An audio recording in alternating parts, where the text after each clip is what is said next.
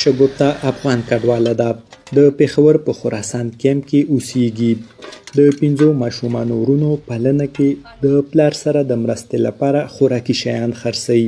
شګوفته وایي د مزدورۍ او د کور کار ترڅنګ په سکول کې زده کړې هم کوي او غواړي چې د سکول استاده او یا ډاکټره جوړه شي. زه مدرسې نه راشم بیا اوبه راوړم بیا دا اش خرڅ کوم بیا مدرسې نه شم بیا خشاک ولاړ خشاک راوړم بیا کور کې بیا کار کوم زه دا څنګه جار او سکول ته بیا څنګه چلی سکول کې غړما کې څه کوي د کې کله دیش کو کله سالوي شي نه پراوړو سودا را شي نه پراوړو زما فلار کا واړو کار کوي. د ملګرو ملتونو د کډوالو ادارې یونیسیار د کال 2018 شمیرو تر مخه په پاکستان کې په 14 لاکو رجسټرډ افغان کډوالو کې 48% ماشومان دي. د دوی عمرونه د 15 کالو نه تر 18 کالو پورې دي. په دې کې 15 لکه ماشومان سکول ته د تلو په عمر کې دي، خو فقط 22% یې د یونیسیار په جوړو سکولونو کې تعلیم ترلاسه کوي او د نه علاوه یو شمېر پاکستانی سکولونو کې هم دي. د یونیسیار تر مخه پاکستان کې د کډوالو په 50 کیمپونو کې زیاتره سکولونه تر پرایمري پورې دي.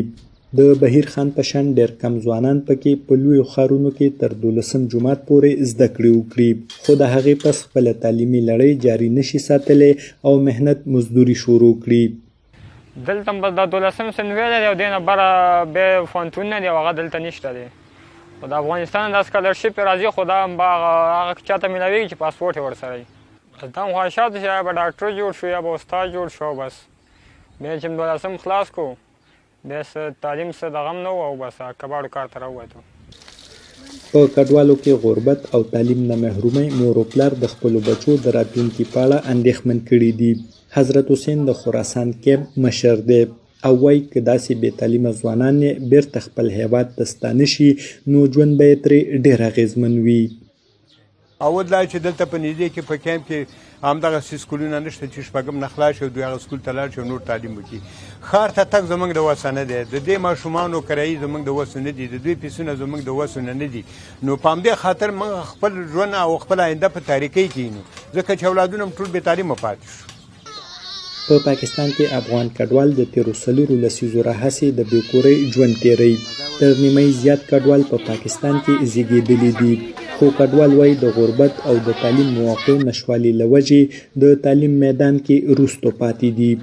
ارشد مومن، وایس اف امریکا، ډیوا، پېښور.